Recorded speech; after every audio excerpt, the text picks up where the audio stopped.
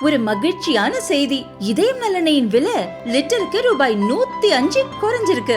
September 2023ல 1 litre இதயம் நல்லெண்ணெயின் அதிகபட்ச விலை ரூபாய் 503. ஆனா இப்ப 1 லிட்டர் இதயம் நல்லெண்ணெயின் விலை ரூபாய் 398 மட்டும்தான் தமிழ்நாட்டுல. அப்ப இனிமே எல்லாரும் இதயம் நல்லெண்ணெய் வாங்கலாம் இல்ல? வணக்கம். செய்தி சுருக்கம். மக்களின் உரிமைகளை பாதுகாக்கும் வக்ஃபு திருத்த மசோதா, மோடி கருத்து. வக்ஃபு வாரிய திருத்த மசோதா லோக்சபாவில் ஏற்கனவே நிறைவேற்றப்பட்டதை தொடர்ந்து நேற்று நள்ளிரவு வாக்கெடுப்பு மூலம் ராஜ்யசபாவிலும் மசோதா நிறைவேறியது. மசோதாவுக்கு ஆதரவாக 128 உறுப்பினர்களும் எதிராக 95 உறுப்பினர்களும் வாக்களித்தனர். இந்நிலையில் அரசுமுறை பயணமாக தாய்லாந்து சென்றுள்ள பிரதமர் மோடி இரு அவைகளிலும் வக்ஃபு வாரிய திருத்த மசோதா நிறைவேறியதற்கு வாழ்த்து தெரிவித்துள்ளார். இதுகுறித்து அவர் வெளியிட்டுள்ள அறிக்கையில் கூறியிருப்பதாவது: பார்லிமெண்டில் இரு அவைகளாலும் வக்ஃபு திருத்த சட்ட மசோதா நிறைவேற்றப்பட்டிருப்பது வெளிப்படைத்தன்மையை அதிகரிக்கும். நாட்டின் சமூக பொருளாதார நீதி அனைவரையும் உள்ளடக்கிய வளர்ச்சியில் வக்ஃபு மசோதா ஒரு திருப்புமுனை. பல தசாப்தங்களாக வக்ஃபு அமைப்பு வெளிப்படைத்தன்மையுடன் இல்லாமல் இருந்தது.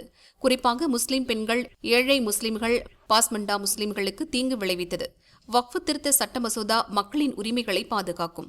ஒவ்வொரு குடிமகனின் கண்ணியத்திற்கும் முன்னுரிமை அளிப்பதில் நாங்கள் உறுதியாக இருக்கிறோம். இதன் மூலம் நாம் இரக்கமுள்ள, வளர்ச்சியடைந்த இந்தியாவை உருவாக்க முடியும் என பிரதமர் மோடி தெரிவித்துள்ளார். நீட் தேர்வு விவகாரம் ஏப்ரல் 9 அனைத்து கட்சி கூட்டம். மத்திய அரசு நமது நீட் தேர்வு விலக்கு கோரிக்கையை நிராகரித்தாலும் அத்தேர்வுக்கு எதிரான தமிழக அரசின் போராட்டம் ஓய்ந்துவிடாமல் தொடரும். அனைத்து சட்டமன்ற கட்சி தலைவர்களுடன் ஒரு கலந்தாலோசனை கூட்டம் வரும் 9 மாலை நடைபெறும் என சட்டசபையில் முதல்வர் ஸ்டாலின் அறிவித்தார். நமது மாணவர்களுக்கு பெரும் பேரடியாக ஒன்றிய அரசு நமது நீட் விலக்கு சட்டத்திற்கு ஒப்புதலை மறுத்துள்ளது என்ற வருந்தத்தக்க செய்தியை இந்த பேரவையில் கனத்த இதயத்துடன் தெரிவித்துக் கொள்கிறேன். மக்களால் தேர்ந்தெடுக்கப்பட்ட மாநில சட்டமன்றத்தின் மாண்பினை அவமதித்துள்ள ஒன்றிய அரசின் இத்தகைய எதேச்சதிகார போக்கு அரசமைப்பு சட்டம் தந்துள்ள கூட்டாட்சி கருத்தியல் வரலாற்றில் ஒரு கருப்பு அத்தியாயம். தமிழ்நாட்டு மக்களின் எண்ணங்களையும் இந்த பேரவையின் தீர்மானங்களையும் ஒன்றிய அரசு கருத்தில் கொள்ளவே இல்லை. இதனை மக்கள் கவனித்துக் கொண்டுதான் இருக்கிறார்கள். மாண்புமிகு பேரவைத் தலைவர் அவர்களே, ஒன்றிய அரசு நமது கோரிக்கையை நிராகரித்திருக்கலாம். ஆனால் நீட் தேர்வு முறையை அகற்றுவதற்கான நமது போராட்டம் எந்த வகையிலும் முடிந்துவிடவில்லை என்பதையும், இந்த போராட்டத்தின் அடுத்த கட்டத்தில் நாம் எடுக்க வேண்டிய சட்டபூர்வமான நடவடிக்கைகள் குறித்து சட்ட வல்லுநர்களிடமும் கலந்தாலோசிக்கப்படும். மேலும் இது தொடர்பாக அனைத்து சட்டமன்ற கட்சித் தலைவர்களிடமும் ஒரு கலந்தாலோசனை கூட்டம் வரும் 9 அன்று மாலை தலைமைச் செயலகத்தில் நடத்தப்பட உள்ளது.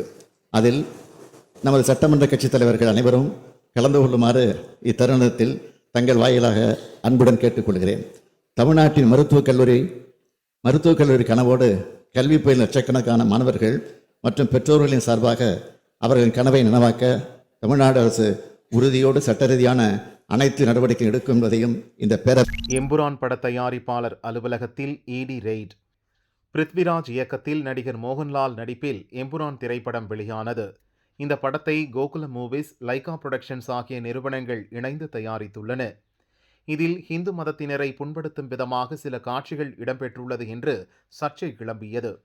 இது தொடர்பாக RSS அமைப்பைச் சேர்ந்த பலர் படத்தின் சில காட்சிகளை நீக்க வேண்டுமென எதிர்ப்பு தெரிவித்து வருகின்றனர். அதன்படி 2 நிமிட காட்சிகள் நீக்கப்பட்டன. நடிகர் மோகன்லால் இந்த காட்சிகள் குறித்து தனது வருத்தத்தை தெரிவித்தார்.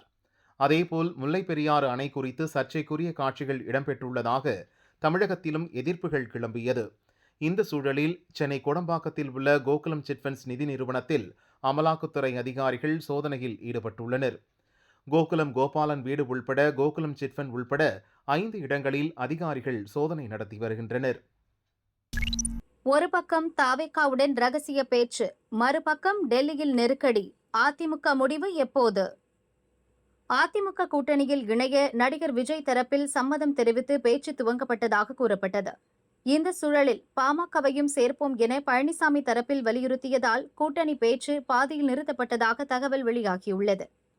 இதுகுறித்து அதிமுக மூத்த நிர்வாகிகள் சிலர் கூறியதாவது: சட்டசபை தேர்தலில் அதிமுக தலைமையில் வலுவான கூட்டணி அமைக்க பழனிசாமி வியூகம் வகுத்து வருகிறார். அதன் ஒரு பகுதியாக மத்திய உள்துறை அமைச்சர் அமித்ஷாவை சந்தித்து பேசினார். அதிமுக முன்னாள் அமைச்சர்கள் பலரும் பாஜகவுடன் கூட்டணி அமைக்க பழனிசாமியை வலியுறுத்தி வருகின்றனர். அதே நேரம் பாஜக இல்லாமல் தாவேக, பாமக, தேமுதிக, தமாக மற்றும் முஸ்லிம் சமுதாய கட்சிகளுடன் கூட்டணி அமைத்தால் ஆட்சியை பிடித்து விடலாம் என்றும் பழனிசாமி கருதுகிறார். அதற்கான ரகசிய பேச்சு நடந்து வருகிறது. சமீபத்தில் தேர்தல் வியூக நிபுணர் பிரசாந்த் கிஷோர் தாவேக தலைவர் விஜயை சந்தித்து பேசினார். அப்போது தாவேகாவுக்கு 20% ஓட்டுகள் உள்ள நிலையில் அதிமுகவுடன் கூட்டணி அமைத்தால் ஆட்சி அமைக்கலாம் என ஆலோசனை கூறியுள்ளார். தமாகவைச் சேர்ந்த இளம் தலைவர் ஒருவரின் முயற்சியால் விஜய் தரப்பிடம் பேச்சு நடத்தப்பட்டது. அதிமுக கூட்டணியில் 80 தொகுதிகள் மற்றும் துணை முதல்வர் பதவி தர வேண்டும் என தாவேக தரப்பில் வலியுறுத்தப்பட்டது. அதற்கு அதிமுக தரப்பு சம்மதம் தெரிவித்த நிலையில் கூட்டணியில் பாமக மற்றும் தேமுதிகவும் இடம்பெறும் என பழனிசாமி தரப்பில் கூறப்பட்டது. அதை விஜய் தரப்பினர் ஏற்கவில்லை. பாமக தேஜ கூட்டணியில் உள்ளது, அக்கட்சியை சேர்க்க வேண்டாம் என்றனர். பாமக இருந்தால்தான் வட மாவட்டங்களில் அதிமுக வெற்றியை உறுதி செய்ய முடியும் என பழனிசாமி கூறினார். இதில் கருத்து வேறுபாடு ஏற்பட்டதால் விஜய் தரப்பு கூட்டணி பேச்சை தொடராமல் நிறுத்தியது. கூட்டணி பேச்சு நடந்ததால் தாவேக பொதுக்குழுவில் அதிமுகவை மட்டும் அக்கட்சியினர் விமர்சிக்கவில்லை. திமுக மற்றும் பாஜவை நேரடியாகவே விமர்சித்து விஜய் பேசினார். பாஜ கூட்டணியை விரும்பாத நிலையில் டெல்லி பாஜ மேலிடம் அளித்த நெருக்கடி காரணமாக அமித்ஷாவை பழனிசாமி சந்தித்தார். கூட்டணி பேச்சை தற்காலிகமாக நிறுத்தியிருந்த தாவேக தரப்பினர் மீண்டும் அதிமுகவுடன் ரகசியமாக பேச துவங்கியுள்ளனர். அதிமுக பாஜ கூட்டணி அமையுமா அல்லது அதிமுக கூட்டணியில் தாவேக இடம்பெறுமா என்பது குறித்த குழப்பம் அக்கட்சியின் 2ஆம் கட்ட தலைவர்கள் மத்தியில் எழுந்துள்ளது. எதுவாக இருந்தாலும் சட்டென முடிவெடுத்து தேர்தல் களத்துக்கு வாருங்கள் என கட்சியின் முன்னாள் அமைச்சர்கள் பொதுச் செயலர் பழனிசாமியை வலியுறுத்த துவங்கியுள்ளனர். இன்னும் சில வாரங்களில் கூட்டணி குறித்த அதிமுகவின் நிலை தெளிவாகும் என எதிர்பார்க்கப்படுவதாக அவர்கள் கூறினர். ஒரு நாள் மழைக்கே இந்த கதியா, முழுசா நாஸ்தியான ரேஷன் கடை. பொள்ளாச்சியில் வியாழனன்று மாலை இடியுடன் கூடிய பலத்த மழை பெய்தது. ரோட்டில் பெருக்கெடுத்து ஓடிய வெள்ளம் கழிவுநீர் கால்வாய்களில் பாய்ந்தது. அவை முறையாக தூர்வாரப்படாமல் இருந்ததால் கால்வாய் நிரம்பி வீடுகளுக்குள் வெள்ளம் புகுந்தது. கோட்டூர் ரோடு திருநீலகண்டர் வீதியில் செயல்பட்டு வரும் ரேஷன் கடைக்குள் வெள்ளம் தேங்கியது.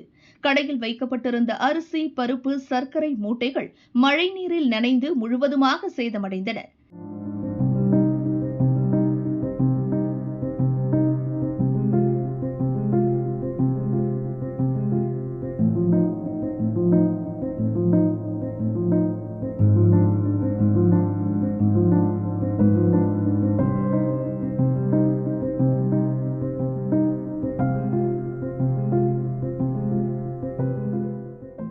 ரேஷன் ஊழியர்கள் அவர்களால் இயன்றவரை வெள்ள நீரை அப்புறப்படுத்தும் பணியில் ஈடுபட்டனர்.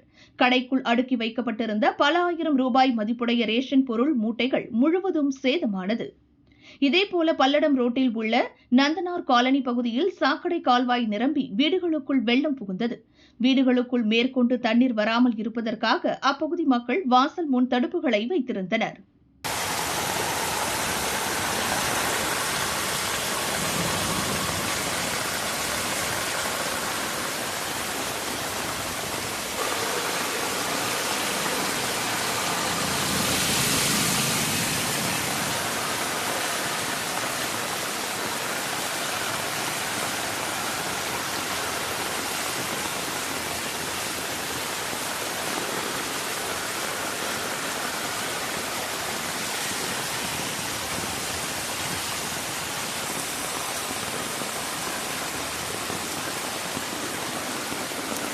கூட்டணி அமைத்துக் கொள்ளை 3 பெண் அதிகாரிகளுக்கு ஜெயில். லஞ்ச ராணிகளுக்கு கடைக்காரர் வைத்த செக். ராணிப்பேட்டை மாவட்டம் அரக்கோணம் விண்டபேட்டை பகுதியில் மின் உதவி செயற்பொறியாளர் அலுவலகம் இயங்கி வருகிறது. உதவி செயற்பொறியாளராக 57 வயது புனிதா, வணிக ஆய்வாளராக 33 வயது மோனிகா, போர்வுமனாக 58 வயது பல்கிஸ் பேகம் உள்ளனர். அம்மனூரைச் சேர்ந்த சரவணன் என்பவர் வீட்டின் பக்கத்தில் கடை வைத்துள்ளார். வீட்டு இணைப்பை வணிக இணைப்பாக மாற்றித்தர கோரி உதவி செயற்பொறியாளர் புனிதாவிடம் விண்ணப்பித்தார். மின் இணைப்பை மாற்றித்தர 3 அதிகாரிகளும் 1 லட்சம் ரூபாய் லஞ்சம் கேட்டனர். சரவணன் முதற்கட்டமாக 50,000 ரூபாய் கொடுத்தார். மின் இணைப்பை மாற்றித் தந்ததும் எஞ்சிய 50,000 ரூபாயை கொடுப்பதாகச் சொன்னார். ஆனால் 50,000 ரூபாயை கொடுத்தால்தான் மின் இணைப்பை வணிக இணைப்பாக மாற்றித் தருவோம் என அதிகாரிகள் கராராக சொல்லிவிட்டனர். இதனால் வேறு வழியின்றி அவசரமாக 25,000 ரூபாயை கடன் வாங்கினார். லஞ்சம் கொடுக்க மின்வாரி அலுவலகத்திற்கு சரவணன் சென்றார். கடைசி நேரத்தில் மனதை மாற்றிக் கொண்டார். பணம் பணம்னு அலையும் பெண் அதிகாரிகளுக்கு பாடம் புகட்ட முடிவு செய்தார். ராணிப்பேட்டையில் உள்ள லஞ்ச ஒழிப்பு போலீஸ் அலுவலகத்திற்கு சென்று புகார் கொடுத்தார். சரவணன் வைத்திருந்த ரூபாய் நோட்டுகளில் ரசாயனம் தடவி லஞ்ச ஒழிப்பு போலீசார் கொடுத்தனர்.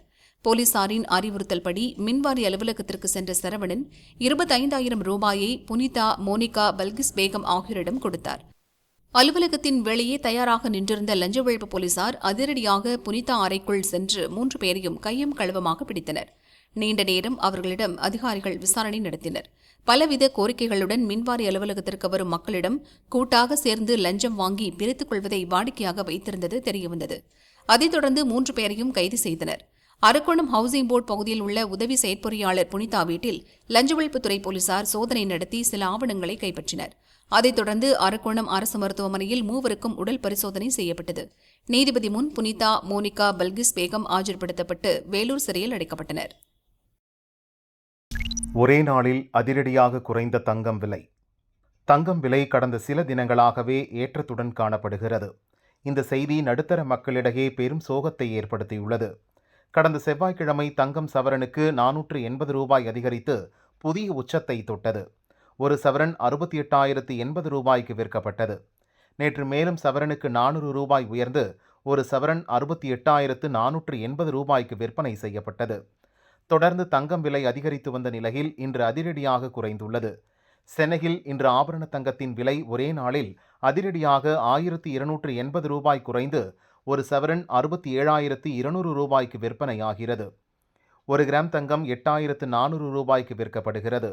தங்கம் விலை ஒரே நாளில் சவரனுக்கு 1,280 ரூபாய் சரிந்தது நகை பிரியர்களுக்கு கொஞ்சம் நிம்மதியை கொடுத்துள்ளது. தங்கத்தைப் போலவே வெள்ளி விலையும் குறைந்துள்ளது. கிராமுக்கு 4 ரூபாய் குறைந்து 1 கிராம் வெள்ளி 108 ரூபாய்க்கு விற்கப்படுகிறது.